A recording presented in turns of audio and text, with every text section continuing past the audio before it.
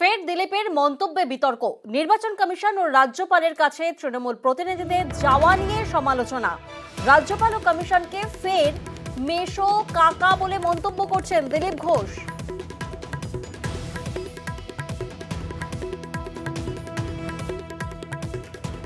যাদেরকে বেশি গালাগালি দিত, টিএমসি সমালোচনা করত, এমন পরিস্থিতি তাদের পায়ে গিয়ে পড়তে হচ্ছে। নির্বাচন কমিশন নাকি বিজেপির দালাল, তো সকাল বিকাল নির্বাচন কমিশন।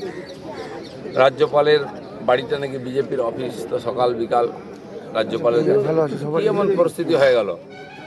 তো ওয়াক্ত পড়ে বাঁকা তো গাধা কো কহে কাকা। সময় খারাপ হয়েছে আজকে টিএমসির। রাস্তায় নাই, মাঠে নাই রাজ্যপালের অফিস, আর নাহলে নির্বাচন অফিস।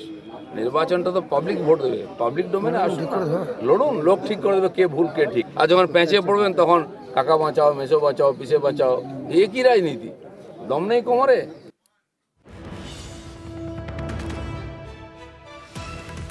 আর তৃণমূল নেতা জয়প্রকাশ মজুমদার তিনি বলছেন নিজের গুরুত্ব বাড়াতে এইসব মন্তব্য করছেন দিলীপ ঘোষ।